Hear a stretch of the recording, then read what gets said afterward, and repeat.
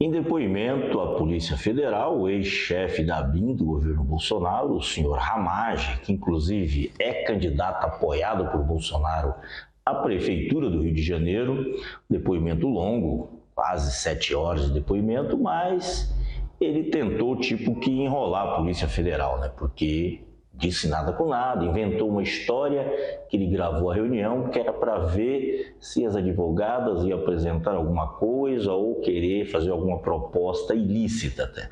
Então, cada vez ele inventa uma história, não é a primeira. Então, está colocando questões aí que não dizem, né, não condizem com a verdade. Até porque, se ele ia gravar só no momento das advogadas, por que gravou a reunião inteira?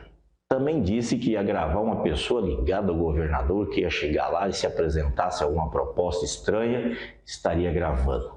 Por que gravar a reunião inteira?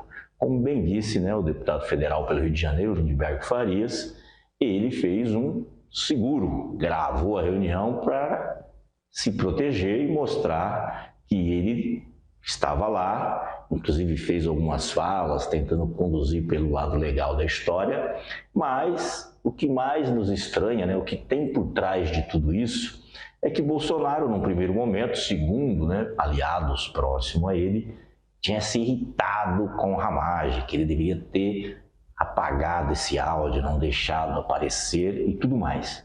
E agora ele estava lá no Rio de Janeiro, né, fazendo campanha, lado a lado, abraçado, é um abraço dos afogados. Então, muito estranha essa relação, né? Depois de tudo que aconteceu, o Bolsonaro chega lá e conta um monte de história, diz que ele foi ousado.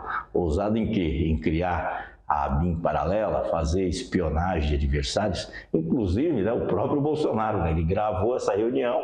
Então, o cara era tão araponga que ele gravou todo mundo, não confia nem na sombra. Então, essa história do Ramagem não convence ninguém.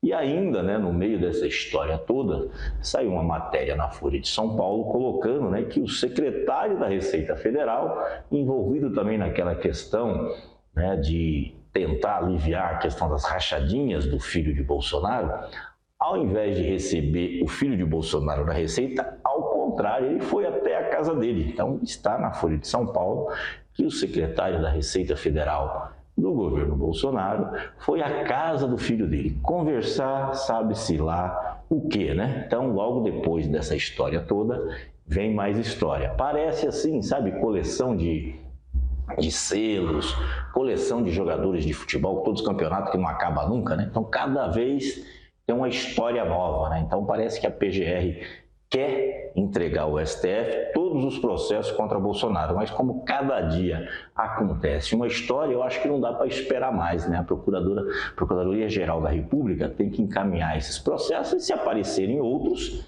encaminhem também, né? Porque cada dia é uma novidade.